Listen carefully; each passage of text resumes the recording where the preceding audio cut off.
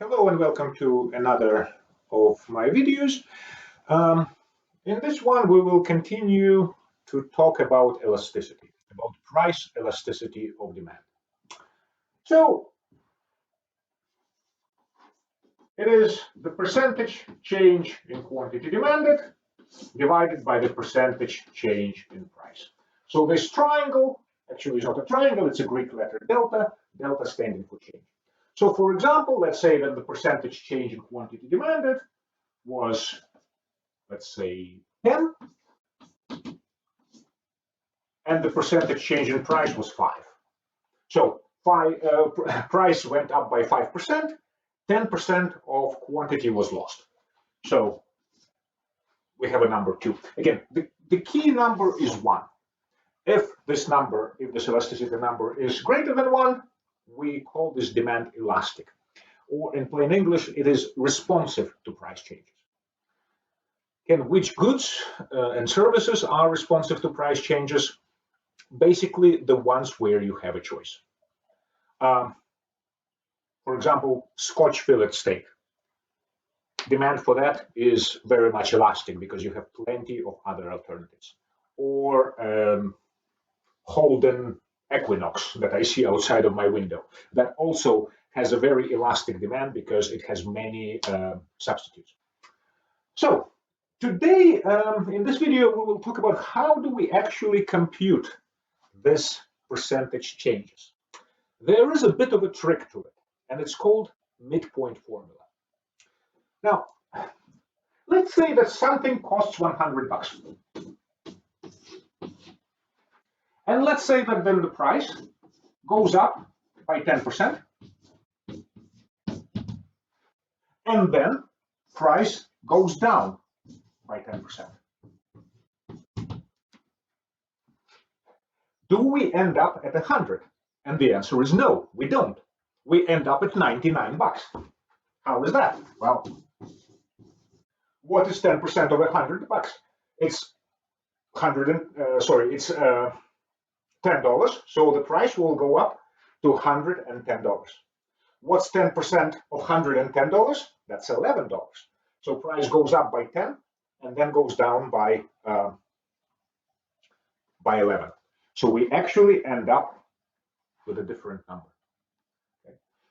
So the problem with this approach is that it really matters what the starting point is and what the end point is. So let's say that we have our demand curve. We have quantity, we have price. Okay.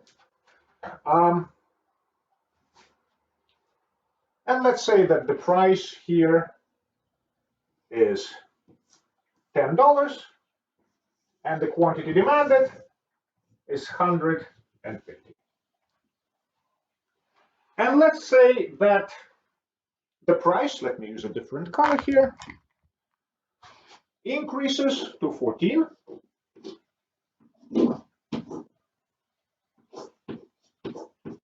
And that leads to a decrease in quantity demanded to 100. Okay. So let's compute the percentage change in quantity demanded, and let's compute the percentage change in price. So we moved from point A to point B right here.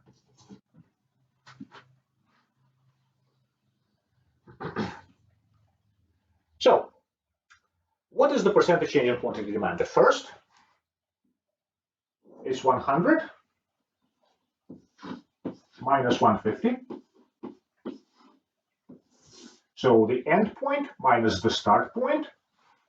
And in any mathematics or statistics class, what goes in the denominator is 150, the starting point. But then again, we will end up with this problem here. So economists decided to cheat a little bit. Instead of using 100 or 150, start point or the end point, they decided to use 125. Why 125? It's the midpoint. It is the midpoint between A and B.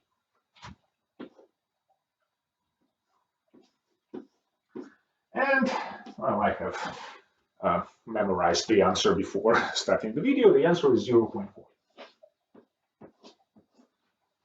Now you will say, well, wait a second, it should be a negative number. And you're right, it should be a negative number because price and quantity always move in opposite directions. But the economists, again, decided to make our lives a little bit easier and said, you know what, forget that negative. So, but the key here, look, if on a test you end up with a negative number, I'm not going to take any points off, that's fine. But what is critical to remember is that midpoint formula.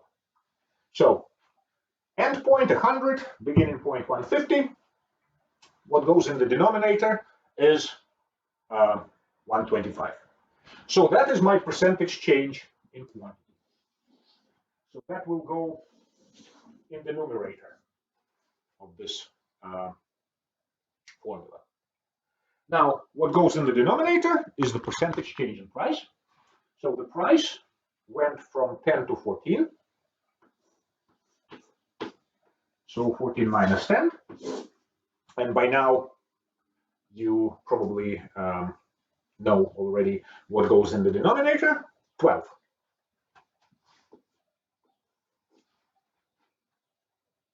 Okay, and take my word for it, the answer here is 0.33.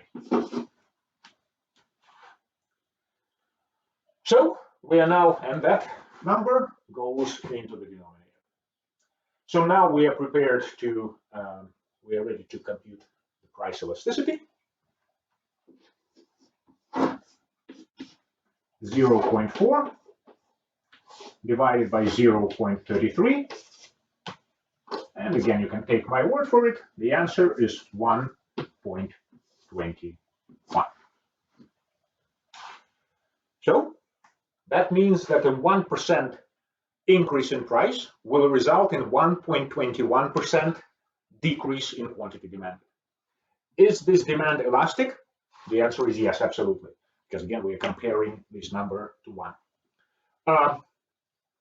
In order to increase your revenue, what should you be doing? Should you be increasing or decreasing your price? And the answer here is that you should be dropping your price. Because look what happened here. As I moved from A to B, I have decreased the price by a third, but I have actually lost 40% of my customers. So a more logical choice would be not going from A to B, but from A somewhere in this direction. All right, so we will continue those discussions in class. Thank you very much.